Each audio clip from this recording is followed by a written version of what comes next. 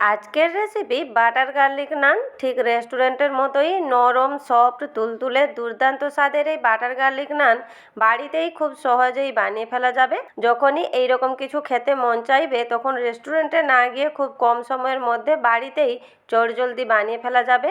আর এই নান রুটিটি যে কোনো চিকেন রেসিপির সাথে খেতে বন্ধুরা ভীষণই মজার হয়। আর বানানো এতটাই সোজা বন্ধুরা, যে কেউ খুব সহজেই বানিয়ে ফেলতে পারবে। তবে চলুন দেখে নিই আজকের আমার এই রেসিপিটি। নমস্কার বন্ধুরা, আমি পুষ্পিতার রান্নাঘরে আপনাদের সবাইকে স্বাগত। আজকের এই বাটার গার্লিক নান রেসিপির জন্য প্রথমে এখানে 1 কাপ নিয়েছি উষম দুধ। দুধটা যাতে আঙ্গুল ডোবালে স্বচ্ছ করা যায় এইভাবেই গরম নিতে হবে। এরপর ওই দুধে দিয়ে দিব 2 চামচের মতো চিনি, আর নিয়েছি 1 চামচ ইস্ট। ইস্টটাকে দুধের সাথে একটু মিশিয়ে নিব। ইস্টটাকে দুধের সাথে মিশিয়ে নিয়েছি। এরপর ঢাকা দিয়ে মিনিমাম 10 মিনিটের জন্য রেস্টে রেখে দিব, যাতে ইস্টটা একটু অ্যাক্টিভ হয়ে যায়। এখানে আমার 10 মিনিট হয়ে গেছে আর ইস্টটা দেখুন খুব সুন্দরভাবে অ্যাক্টিভও হয়ে গেছে। ওই দুধে দিয়ে দিব ময়দা। এখানে আমি 2 বাটি ময়দা নিয়েছি। আর ময়দা দিয়েই নান রুটি বানালে খুব সুন্দর হয় খেতে।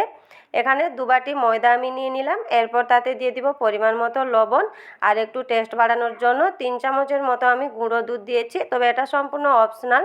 এরপর সমস্ত কিছু খুব ভালোভাবে মিশিয়ে নিব। আর মেশানোর সময় যদি একটু শক্ত মনে হয় তাহলে উষম গরম দুধ দিয়ে ডোটাকে মাখিয়ে নিতে হবে।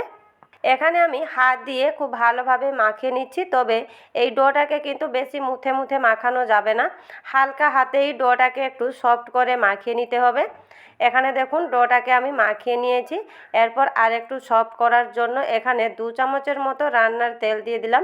তেলটা দিয়ে দিলে ডোটা খুবই নরম এবং সফট হয়ে যাবে। তেলটাকে ডোয়ের সাথে খুব ভালোভাবে মাখিয়ে নিচ্ছি। এই দেখুন তেলটাকে ডোয়ের সাথে খুব ভালোভাবে মাখিয়ে নিয়েছি। এরপর ঢাকা দিয়ে মিনিমাম 1 ঘন্টার জন্য রেস্টে ছেড়ে দিতে হবে। এই দেখুন এখানে আমার 1 ঘন্টা হয়ে গেছে আর ডোটা ফুলে পুরো ডবল হয়ে গেছে। এর ভিতর থেকে সমস্ত বাতাস কিন্তু বের করে নিতে হবে। এইভাবে হালকা হাতে আমি ডোটা থেকে সমস্ত বাতাস বের করে নিচ্ছি। আর ডোটাকে কিন্তু বেশি মুথা যাবে না, খুব হালকা হাতেই ডোটাকে মুথে নিতে হবে। এই দেখুন ডোটাকে মুথে নিয়েছি আর খুবই সফটও হয়েছে।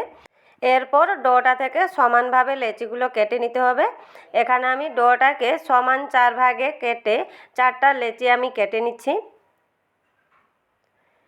এখানে 4টা লেচি আমি কেটে নিয়েছি। এরপর একটা করে লেচি নিয়ে হালকাভাবে একটু ফোল্ড করে নিয়ে গোল করে নিতে হবে। এই দেখুন একটা একটা করে আমি 4টা লেচিকে হালকা ফোল্ড করে গোল করে নিয়েছি। এখানে 4টা লেচি কিন্তু রেডি হয়ে গেছে। এরপর লেচিগুলোকে রুটির মতো করে বেলে নিব। অল্প একটু শুকনো ময়দা ছিটিয়ে একটা করে লেচি নিয়ে রুটির মতো করে বেলে নিব। এখানে কিন্তু বেশি পাতলা করা যাবে না, একটু মোটা করেই রুটির মতো করে বেলতে হবে। এখানে আমি দেখুন একটা বেলে নিয়েছি আর মোটাটা ঠিক এইভাবেই রেখেছি। এরপর অপর থেকে দিয়ে দিব রসুন কুচি। এখানে দেখুন খুবই ছোট ছোট করে আমি রসুনগুলোকে কুচিয়ে নিয়েছি। রসুন দেওয়ার পর অপর থেকে ফ্রেশ কিছু ধনেপাতা কুচি দিয়ে দিলাম। এরপর এইভাবে একটু বেলে নিব, যাতে ধনেপাতা আর রসুন কুচি রুটির সাথে খুব ভালোভাবে সেট হয়ে যায়, পরে খুলে না যায়।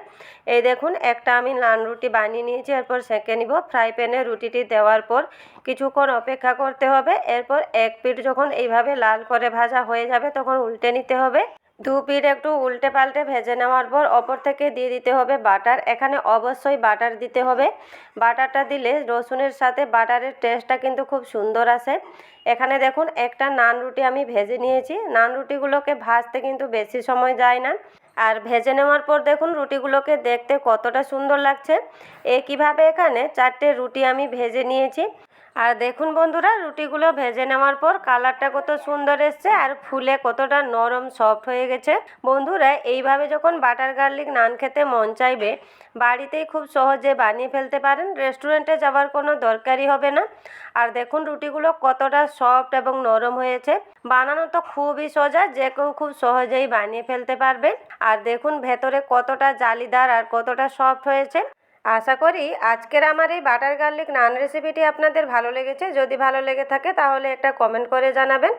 আর ভিডিওটি যদি ইউটিউব থেকে দেখছেন তাহলে চ্যানেলটিকে সাবস্ক্রাইব করে পাশে থাকবেন। আর ফেসবুক থেকে দেখলে পেজটিকে ফলো করে দেওয়ার অনুরোধ রইল। নমস্কার বন্ধুরা, আজকের মতো এই পর্যন্তই। আবার দেখা হবে নতুন কোনো রেসিপিতে। ভালো থাকবেন, সুস্থ থাকবেন।